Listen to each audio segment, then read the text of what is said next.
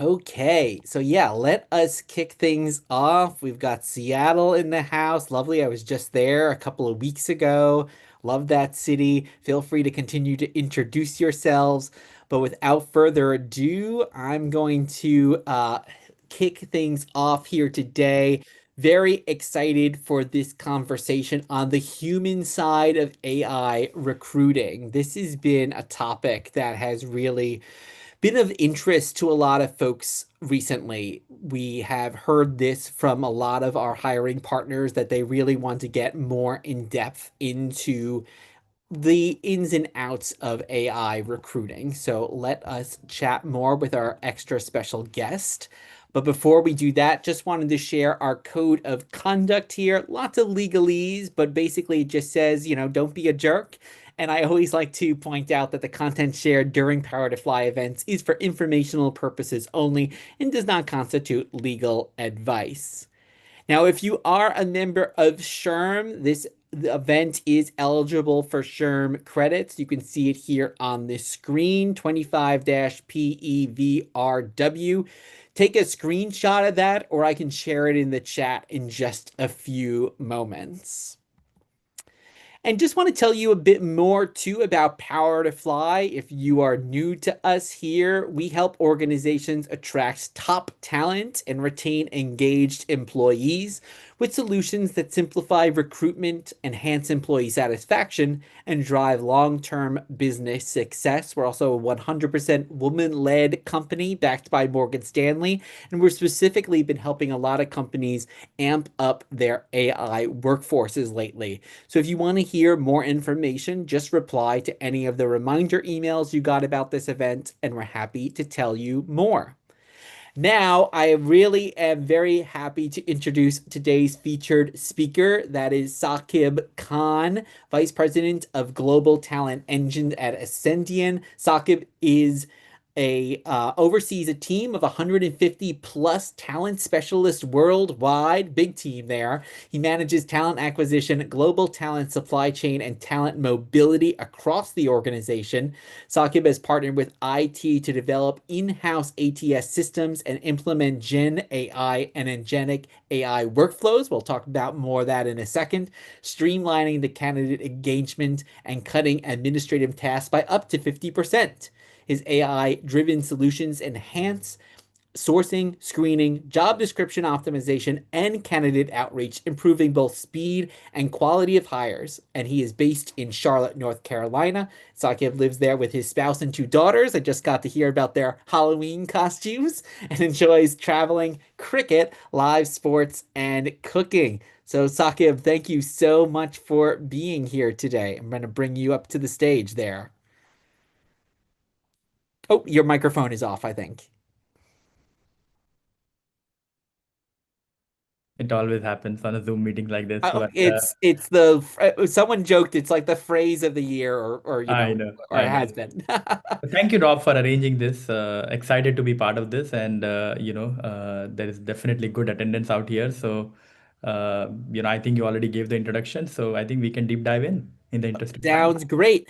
Well, I'm going to start with the first question. So we had a lot of questions that were submitted when folks registered, but we would love to hear any live questions that you might have. So feel free to add those into the chat. And thank you for continuing to introduce yourself. We have Berlin in the house, all over India and Europe. So amazing. Thank you so much. But the first question we had from the audience was, how has AI impacted the candidate experience in your hiring process? What feedback have you received?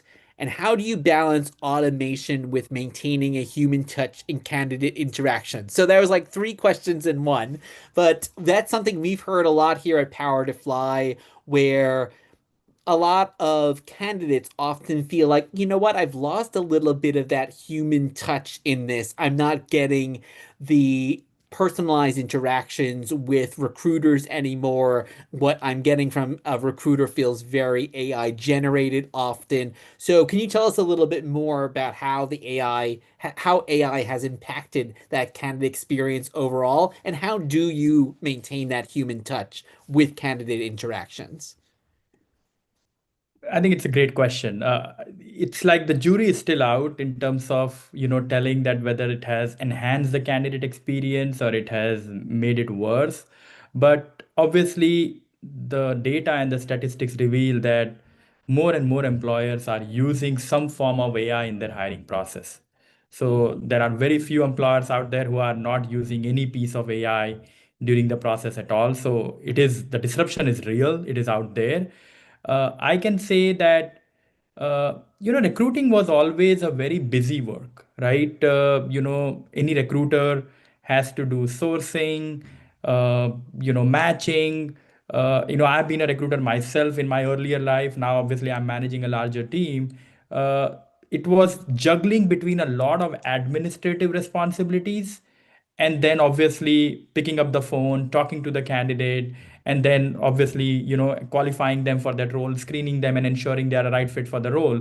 So where I'm seeing the biggest advantage with AI has been is that all those administrative tasks that starts right from having the right JD. A lot of times you are chasing the hiring manager to get the right JD, right? Or doing the job posting, right? All these adds up those minutes in the day, and you only have 8 hours in a day, right? So right from sourcing to job posting to the auto sourcing, getting that first match candidate, stack ranking them, AI has made that life very easy for the recruiters now. If you look at it, if you were a recruiter 20 years ago and now, I think there is a day and night difference in having those readily profiles available for you to just go ahead and call. And I know AI is now going a step above, where the auto match candidates are directly reached out to by a voice bot also. First it was chat bot, now it's a voice bot that is making that first call, asking those 3 4 questions, and then kind of passing it on to the recruiter or setting up the meeting with the recruiter. So I would say that it is important to balance the busy work that a recruiter was doing and give more meaning to the work that a recruiter can do, which is building the relationship with the candidate, engaging with the candidate. In fact, if you look at it, AI is able to update candidate at every stage of the process. Typically when only human was involved, if a recruiter is really good and following up on it, then candidate used to feel the experience is good. But if a recruiter was, and the common complaint recruiter had was, hey, I'm working on these 5 jobs and I'm sourcing, I'm doing this administrative work, and not that everybody genuinely did not wanted to update the candidate, but because they were so busy throughout the day that they were not able to update the candidate in a timely manner, which AI is able to do now at every stage of the process, where your profile is in the process. Oh, we got an interview request, follow up on the interview reminder, follow up after the interview process. All those tasks which recruiter was doing manually, AI can do. And in fact, in those areas, candidates are actually getting more updated and better experience, and constantly updated throughout the process. Where probably candidate are feeling is that they are losing the human touches if you are trying to automate too much and not balance it with human judgment and human involvement, right? Like, where does the human step in? Where does the human take the first step to talk to the candidate, right? And I think that is where a candidate can get disoriented during the application process, right? If it is just to the level where sourcing, auto matching, anyways, recruit candidate was not involved at that stage, or to an extent even that voice bot that can set up the first level of interview with the candidate. Why do you have to do 50 cold calls in a day, right? That was what we were brought in as a recruiter, that hey, make 50 60 cold calls and that's how you will connect to 10 people. Instead of wasting that time, I would rather have somebody who is my co-pilot or an assistant reach out to the candidate, set a meeting with me. So set up a meeting with a genuine person, not just a voice bot. And that way, when the human gets involved at the right stage, I think the value is still there. I feel the candidate experience can only improve with this. It can go a notch up where a candidate is updated throughout the process and human is involved in kind of assessing their behavioral skills, their their intent, their ability to work with people. How we list it is something called AIQ and EQ. IQ and EQ. These were the two things we used to assess candidate. Right now, IQ, we know a lot of it can be assessed through AI systems. EQ, you need the human to assess those qualities. And in fact, we are going a step up now and also bringing in the AIQ, which is how the candidate is able to work with AI tools, because that is also becoming a new requirement now in the market, that it's not just about your IQ or EQ, how you can work with various AI tools. So to answer your question in a nutshell, candidate experience can only go a step up because recruiter is more diligent here. The system is more diligent because system doesn't get tired, system doesn't forget anything as long as you have the right automation built in. And that way, the human is going to focus on building an excellent relationship versus doing transactional stuff. I know it was a long answer, but I just thought I would clarify that. No, I love all of that. So thank you so much. Yeah, I think one thing that it's making me think is that on other events that we've hosted recently, a lot of the recruiters that we spoke to said, I'm inundated with applications right now. And if there are other recruiters on the line, please let us know in the chat if that sounds like you. And previously, as you said, that would be up to the recruiter to go through those manually. It's a very time intensive process. So while the candidate might think, what, AI is giving me a less personable approach, in fact, more candidates are actually being viewed through using those AI tools. And I think what I always think of too, Saqib, is like when I first started using Calendly, because I would send out people, here's all the times I'm available. And it was like, it's so informal just to send the link and they can click it. But it's so much easier. It's Yeah. easier for them, it's easier for me.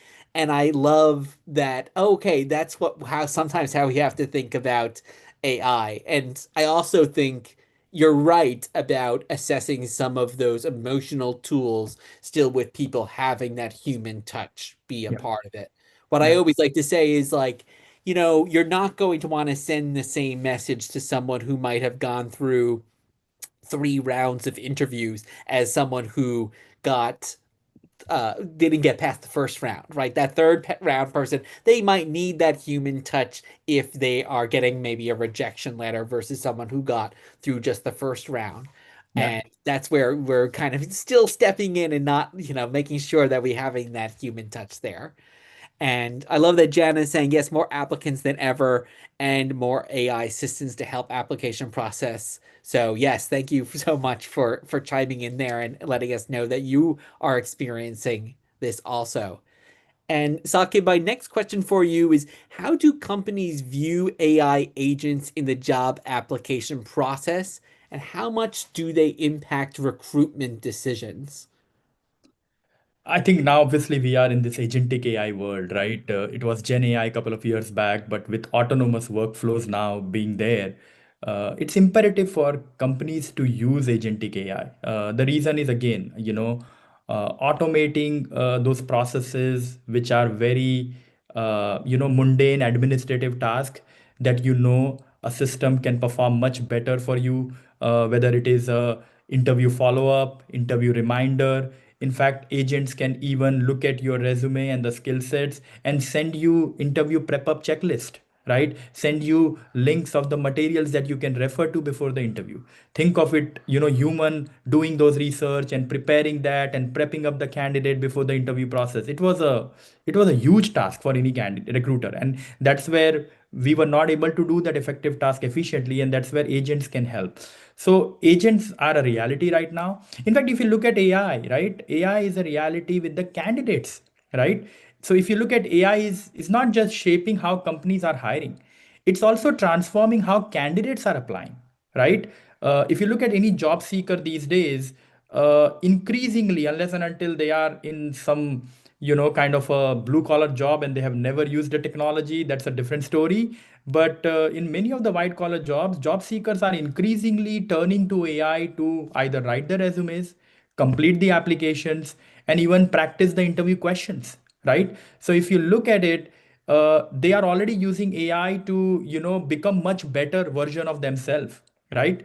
And if a company is not using AI to really filter the applicants, then you're doing actually a huge disservice to yourself. Now, the downside of it is a lot of times a mediocre candidate can look good on paper, and even look good during the interview process also if you are using too much AI. right? So that's where the human judgment and human involvement becomes critical, because now I feel it's a level playing field for even candidates, job seekers, as well as the employers, right? So even the biggest challenge as a hiring, being part of the hiring team that I am, and we hire so many candidates every year, is you get like amazing resumes. Gone are the days where the resumes were not written properly. Those people those resumes that you'll filter out. So we are living in a world where the challenge is now that if any candidate is not using AI, they will not be even part of the first filter process that your system will do. So I encourage every candidate to use AI, but then also make sure that you differentiate yourself and you set yourself apart. Because the other biggest challenge we are seeing these days right now is that candidates are really coming across very good on paper, and then during the interview process, because they have mastered the art of the common questions that will come, and they can answer that. But then the moment they join the job, we are seeing that they are slacking, and the turnover is increasing, or the turnover is slightly higher. So what makes me believe is that a lot of people are looking good on paper, and if you don't have the right mechanism to hire the candidate, which should be a mix of AI tools as well as human involved, you are going to make the wrong hiring decisions that will eventually make you pay a lot, and there will be very costly rehires, and money that an organization will shell out if you look from that perspective. So agentic AI workflows are important to eliminate the manual, redundant, repetitive task that any recruiter would do. And and obviously that individuals are actually using AI much more than enterprises are able to right now, because now it is so democratized that it's in the hand of anybody with chat GPT and so many tools out there, that with just few commands and clicks and everything, you can really present yourself very well on the web, on the LinkedIn, and so many other places where recruiters are hunting for you. Yeah, I just want to chime in here with some stats that we actually shared at another recent event, which is that 81% of FANG interviewers believe that some kind of AI cheating is occurring, and that might be kind of overly improving themselves. It might be cheating on a coding test. In fact, 48% of candidates have admitted to using unauthorized AI tools in technical assessment. So this isn't just, oh, ChatGPT, I'm going to polish my resume. We're all doing that. We all accept that that's going to be happening. But here are people using these tools to do better in the technical assessments. And then, as you said, once they get hired, they don't actually necessarily have those skills. Ultimately, that is a bad position for everyone, both the candidate or the professional, as well as the organization, because they're going to be seeing that turnover there. And I think that's also kind of going back to that other question I said to you, Saqib, is also that's where the human touch Yes. comes in, because if we're just using AI to evaluate these candidates, this is where the cheating is going to kind of get past. We need to, as you mentioned before, we still need to have that human touch to actually sit down with a candidate and speak to them. Anything else you kind of want to add with that in terms of making sure there's still that human layer to evaluate if there's like a cheating element going on? I feel that's why automating everything isn't the answer, right? Mhm. Just because AI can automate, it doesn't mean it should automate everything, right? Because we are at a point where everything can be automated: emails, reports, workflows, decisions, so many things, right? But when you automate too much, you lose the context, right? That's where the human touch disappears, and that's where mistakes are creeping in, right? You are hiring wrong people and stuff like that, right? Because of bad data can get amplified at scale, right? So automation is important, but it should not remove the human from the process. We believe humans should still be involved in the maybe the first level. If it is done with a voice bot, then humans should have a detailed conversation with the candidate to really understand what the candidate has done, and not just asking a Q&A or technical questions, but really understanding what role did they play in, what impact did they brought to the organization, right? Having more open-ended questions to them that will really tell you that whether whatever they are talking is there meat to it, or is it superficial? They have just made it based on, using some AI tool. So that is very important. Second step important is, when it goes to the hiring manager level, there can be a detail, like we hire a lot of engineers, so you can do a detailed, deep technical interview, but even that has to evolve now, right? Yeah, we used to give coding challenges, which, if you are just doing coding challenges remotely, then, people have figured out even that also to use multiple tools, multiple screens. So how do you ensure there are deep fake tools out there that can assess whether the candidate is rolling their eyeballs on certain other screens? Are they using some other tools? And then simple things, right? Like simple things are still going to play a role, where you do a video interview with the candidate. We discussed on the last call that, just show who all is there in your room, right? Just show your camera and just let us know how many screens are there in your room, right? So human element still remains very, very important to that process. And then the final decision making, where you are really hiring the candidate for, their longevity, their long term fitment, adaptability, how will they fit in your environment, your culture. I think those things has to remain part of the process. No AI will be able to replace that, because that is where, you need to retain that crux. Otherwise you will be doing those bad hires that will come back and bite you later on. Yes. Yeah, it reminds me a bit of back in the day when we all took the SAT, and there was often those two parts. There was part one was you have to have the correct answer, but part two was how did you get to that correct answer? And it might not just even be a math problem, maybe it's an essay, and you have to explain your logic. And I think AI, well, right now, a lot of candidates are using these tools to cheat. They're getting option one, but they can't explain option two, and that's where the audience can really come in. And I love that Jan is also saying, yeah, I appreciate the input regarding the need for human touch and balance of AI and human work. Thank you so much. And we have another question here. Given that AI models are unbiased, how can HR leaders ensure fairness and diversity in AI-driven hiring, especially across geographies and cultural contexts? So I'd love to see, Saqib, what your thoughts are there on making sure fairness and diversity can still be in, because that's one thing that we're also sometimes seeing from an over reliance on AI is that the underrepresented talent might not be rising to the top for whatever reason as well. So, what are your thoughts on that? No, the concern is real, because AI learns from patterns, right?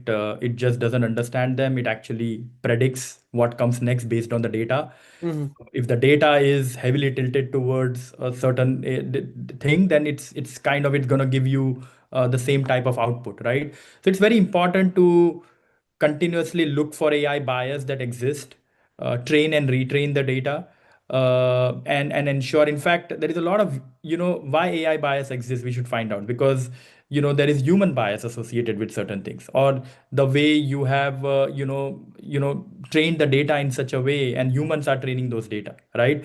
So it's important that whenever you are building or setting up a system like it, you are focusing less on things that will lead to bias. Like, if you want to do matching, do it based on more skills versus, why did somebody had a gap in their resume. Now somebody who is belonging to a different gender, they could have taken a break in their career for XYZ reason, right? Maternity breaks and stuff like that. And if you are going to evaluate on the basis of that, then there will be bias, right? So how you build the model and train the model becomes very, very important. If you have built the model that I don't want to see any gap in the resume and this and that, there will be bias where more male candidates could pop up and female candidates who have taken the break might not pop out, right?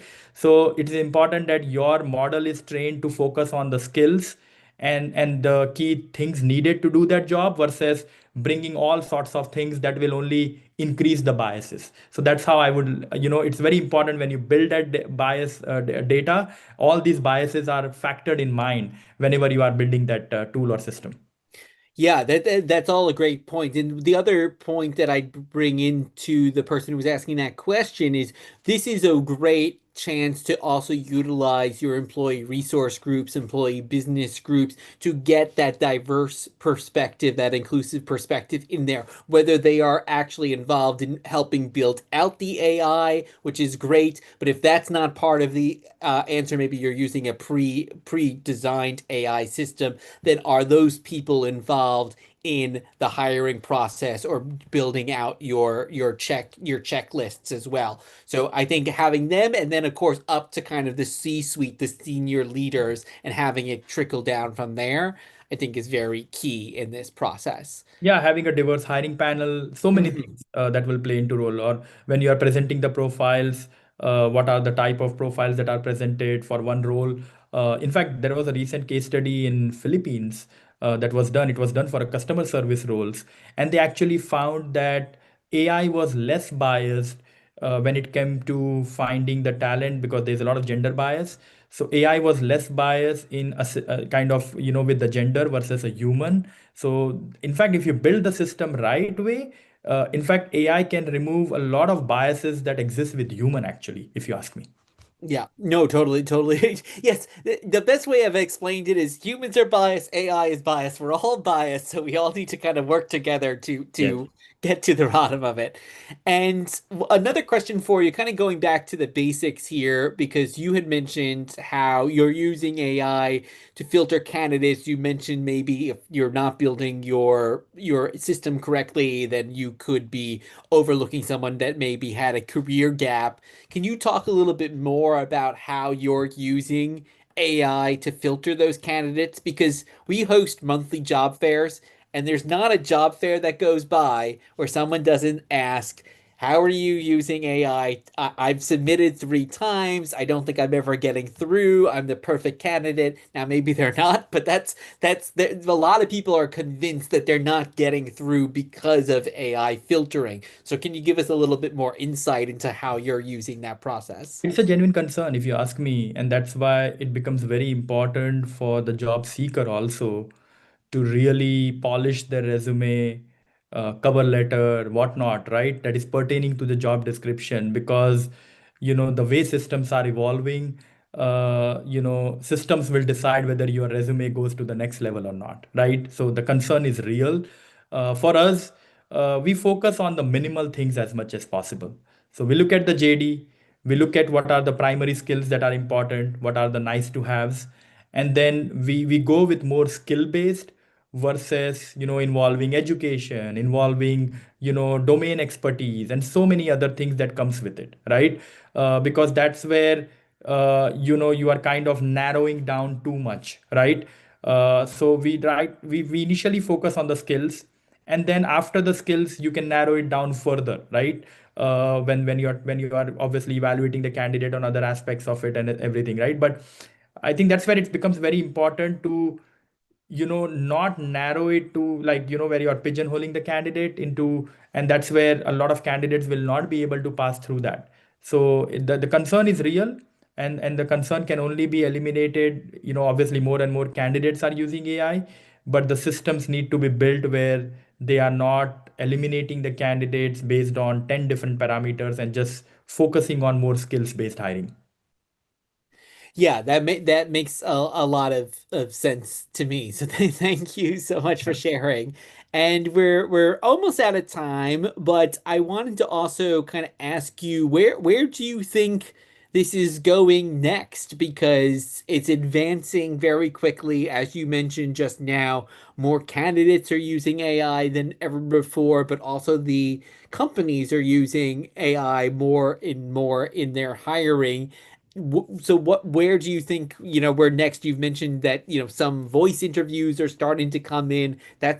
I feel like something that's really only happened in the last 6 months, maybe even less. So what do you think is next?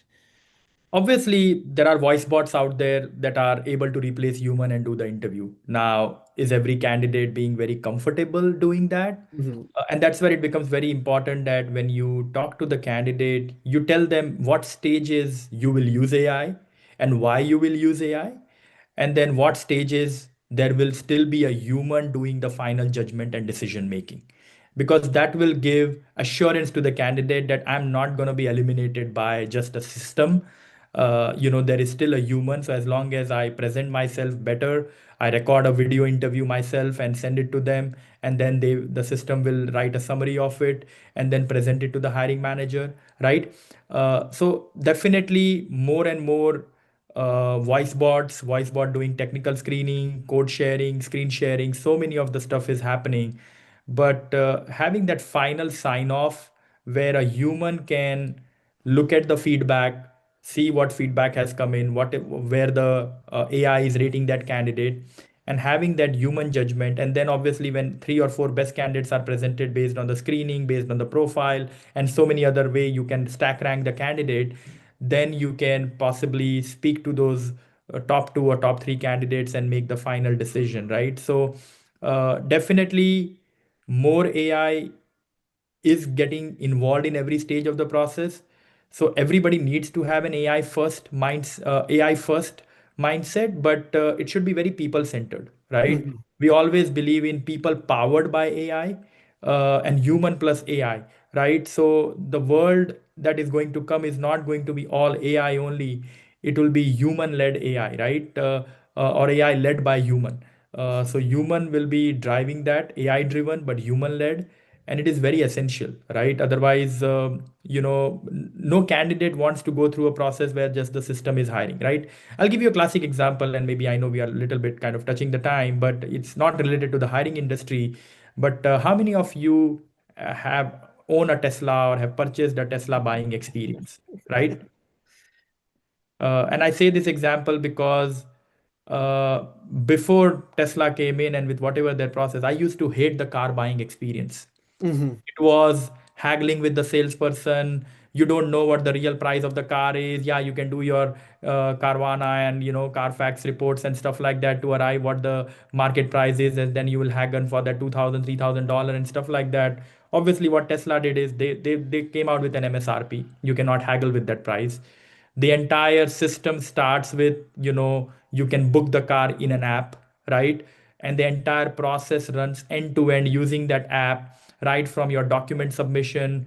Even your loan approval gets processed online. Earlier you will have to kind of look at two three companies to see where you are going to bet the best price quote from, and they are actually getting you the best interest rate percentage, and then you can match that with anybody else in the market because they are going out and they're crowdsourcing it to many players out there in the market, right? And they're giving you the best possible promotional rate that is there.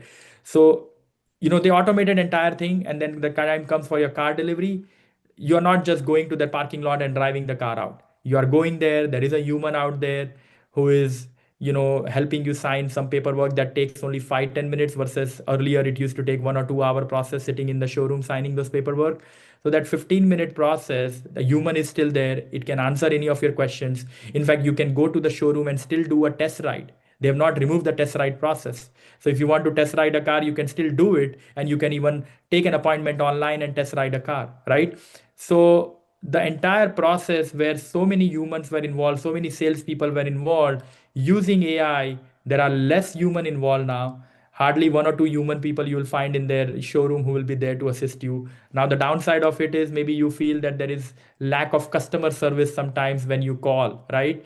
Or you feel that there is not too many people to answer, or too many people to really help you out with stuff, and they have a pretty robust online system with customer service where you can get into.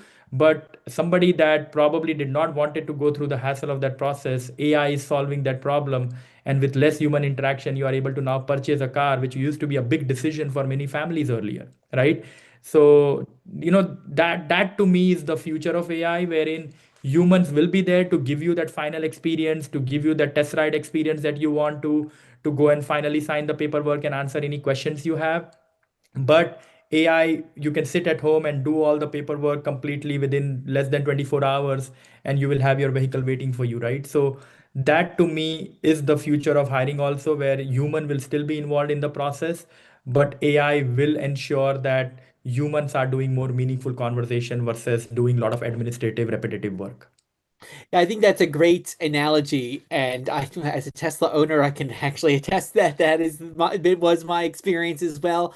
And then just to wrap up, I think going back to something you said earlier in your statement, I think the other thing that we're going to be seeing more and more in the future is transparency. And I think just as you began to see a more transparency around these are our benefits and these are maybe our inclusion statement, things like that listed in the JD, I think you're going to start to see a greater transparency in the job description process or the application process, as this is how we're going to be using AI in our system. Because I think you're going to see more and more candidates that are going to be looking out for that, just as they might have been looking out for, started to look out more and more for benefits a while back. So I definitely think that's, and then I think that's good that everyone on this call can start thinking about what is the transparency mean for us. But anyway, I know we're over time, so thank you so much, Saqib, for all this. This was a wonderful conversation. We'll definitely have you back to continue this conversation.